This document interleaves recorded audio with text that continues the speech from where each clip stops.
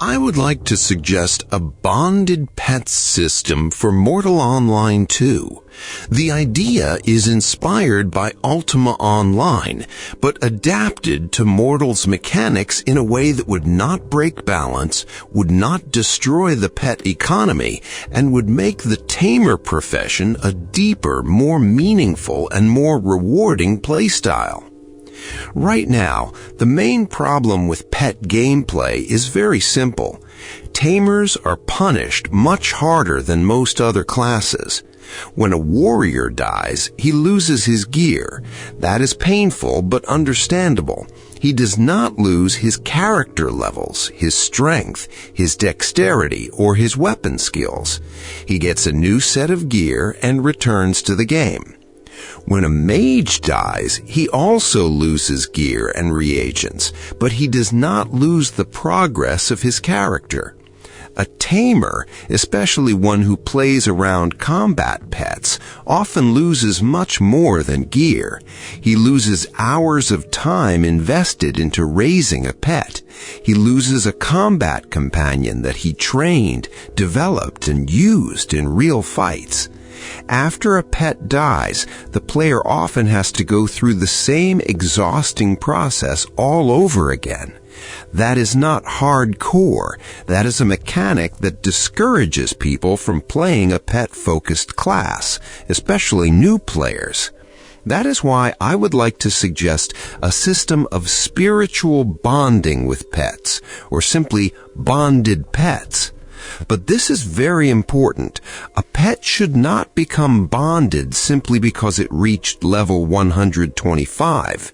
In fact, the bonding system should not be directly tied to the pet's normal level at all. If pets became bonded only at level 125, it would immediately create abuse. Players would start selling level 124 creatures, the buyer would gain one last level, and the pet would instantly become bonded. That would not be an achievement. It would just become another market trick. So bonding should be a separate system. Every pet should have a new stat called bonded loyalty. This would be a separate progression bar, independent from the pet's normal level, combat strength, and regular loyalty.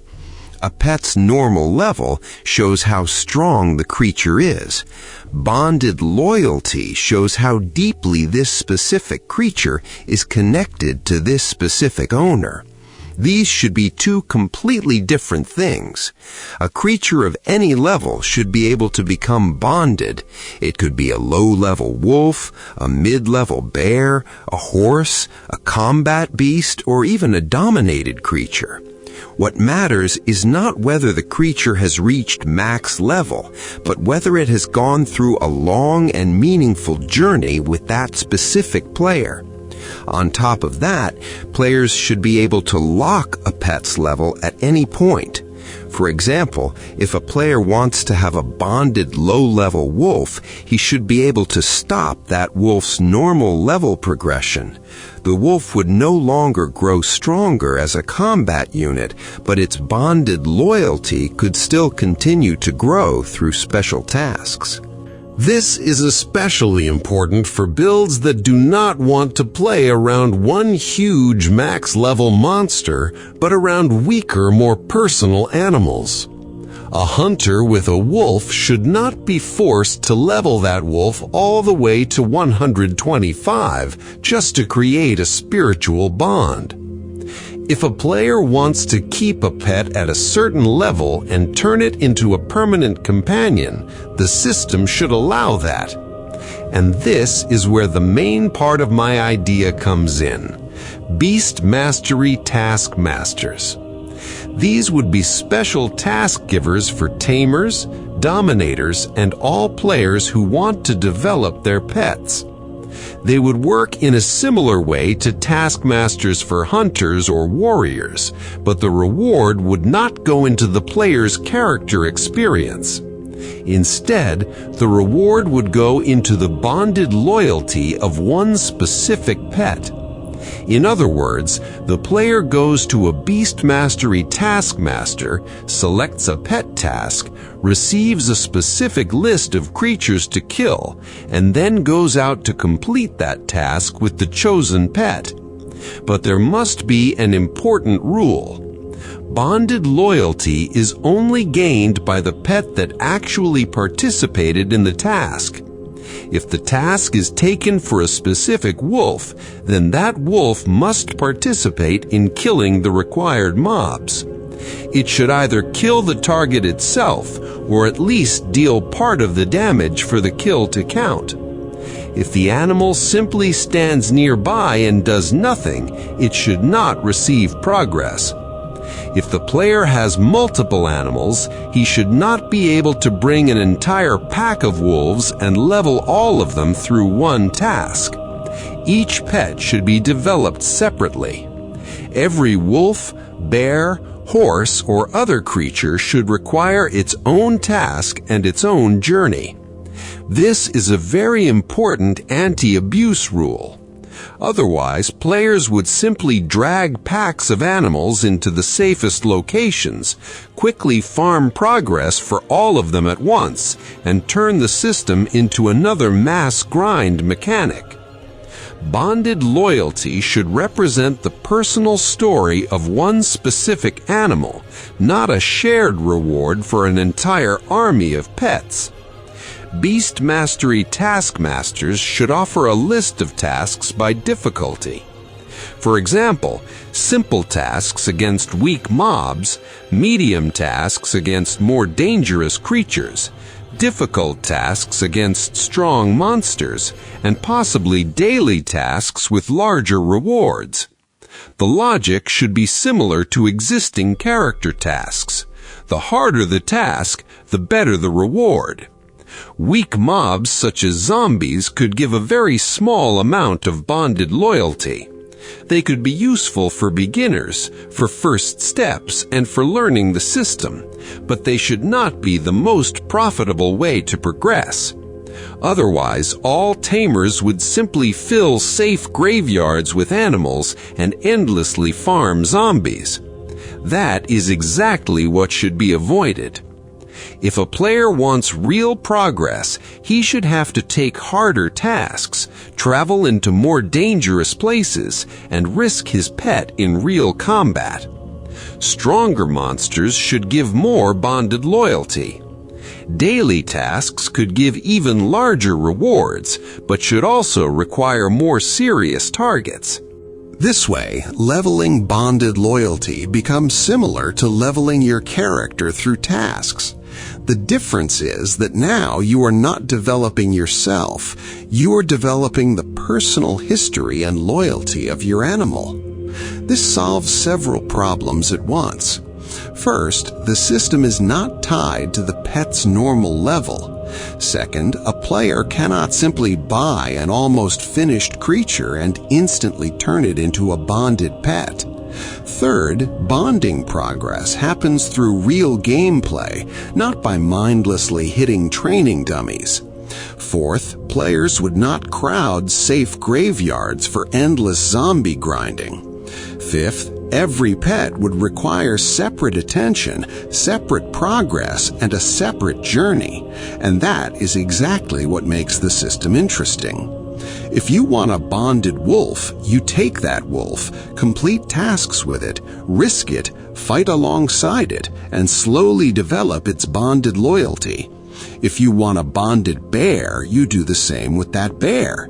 If you want a bonded horse, there could be separate non-combat tasks or semi-combat tasks related to travel, survival, delivery, dangerous routes, or escorting. If you want a bonded minotaur, that should also be possible, but it should be much harder. A minotaur is not an ordinary domestic animal. It is a wild, dangerous, dominated creature.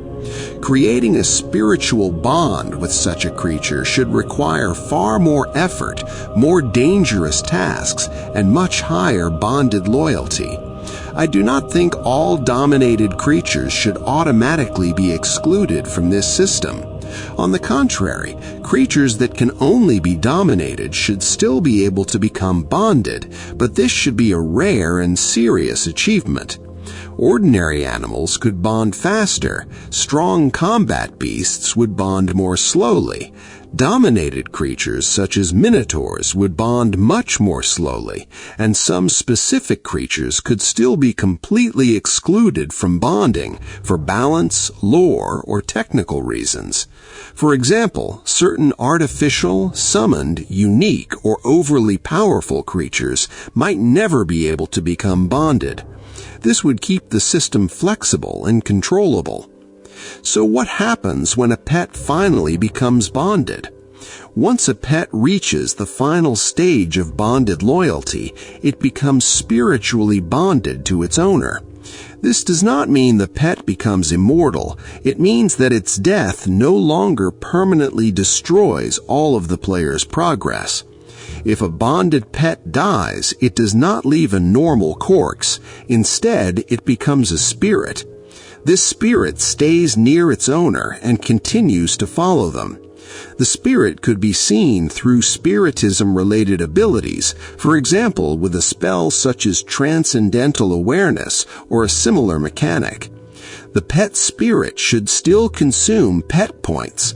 This is very important. A player should not be able to collect an army of dead pets, store them in spirit form, and resurrect all of them later whenever it becomes convenient.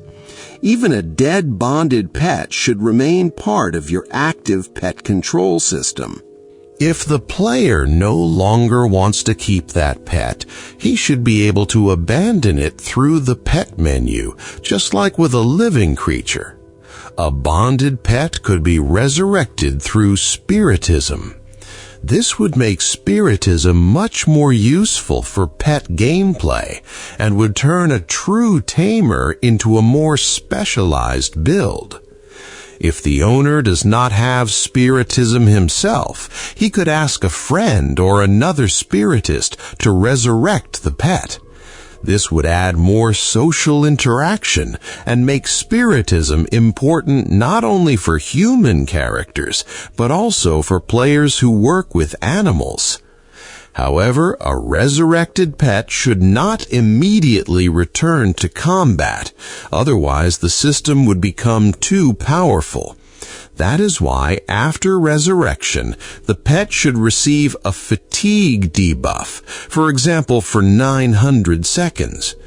During this time, it could follow the owner, wait, and move around, but it could not attack, use combat abilities, or return to full combat.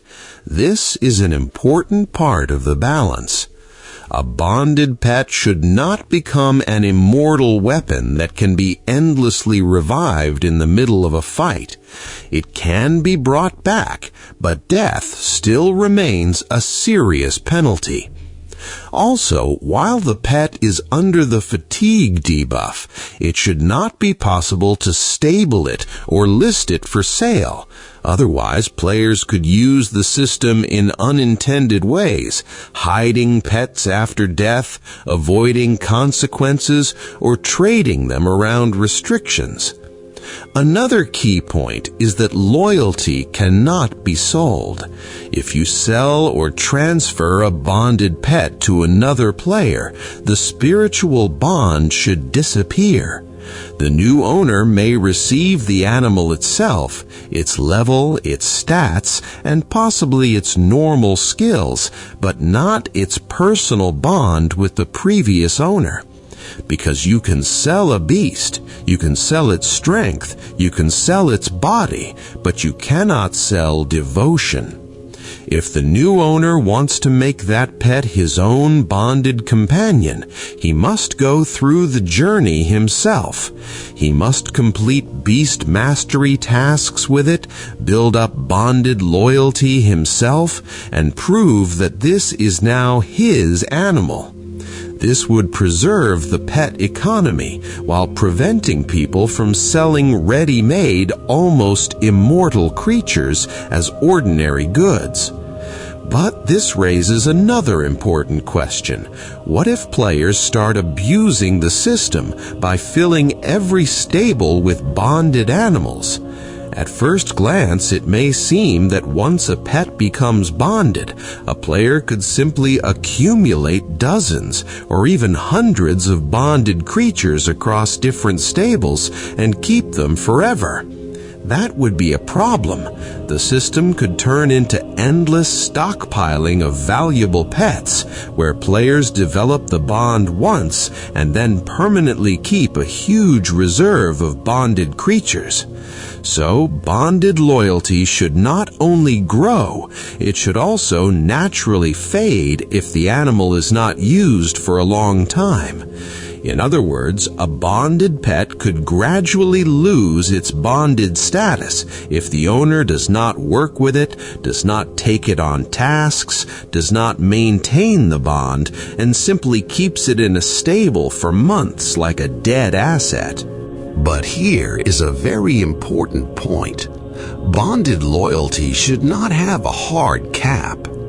If you create a limit, for example 1,000 points, after which the bar stops growing, the system will quickly turn into boring routine. The player reaches the cap, waits for loyalty to decay, then goes back to refill it to the cap again. That would not feel like a meaningful bond with a pet. It would feel like another mandatory daily chore. That is why bonded loyalty should be a practically endless progression bar. The more time you actually spend with a specific animal, the more Beast Mastery Taskmaster tasks you complete with it, and the more dangers you survive together, the deeper the bond becomes. If a player spends 10 hours with a pet, that pet may remain bonded for a certain amount of time without active use. If a player spends 100 hours with that pet, the bond should last much longer.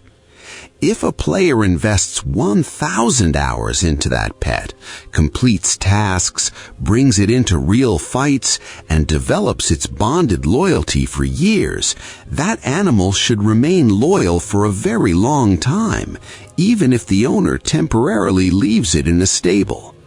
So the system should work by this principle. The more you have invested into a specific pet, the longer it can preserve its spiritual bond without constant maintenance. This creates a natural balance. In theory, a player could have 100 bonded animals in different stables, but in practice, he would have to invest an enormous amount of time into each of them. And even after that, he would still need to return to each pet from time to time, complete tasks with it, maintain its bonded loyalty, and avoid turning it into a forgotten item in storage. If a player simply collects many bonded animals and stops using them, their bond should gradually weaken. First, they could lose their active bonded status. Then they could fall back to a previous stage of bonding. If completely abandoned, they would eventually become ordinary pets again. This is not meant to punish players for taking a break from the game. It is meant to prevent endless accumulation of bonded creatures. A player who truly loves one wolf and has played with it for years should not lose that bond quickly. But a player who wants to keep 50 bonded beasts just in case should understand that such a collection requires time and attention.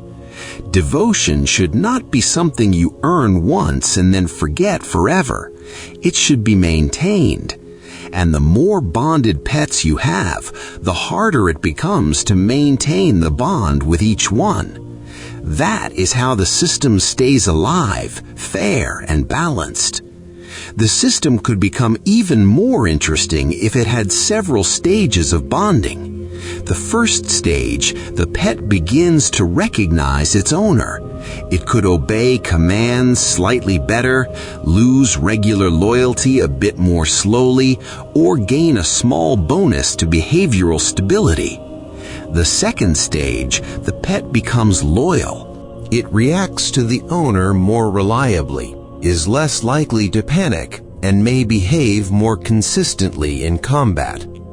The third stage, the pet becomes spiritually bonded.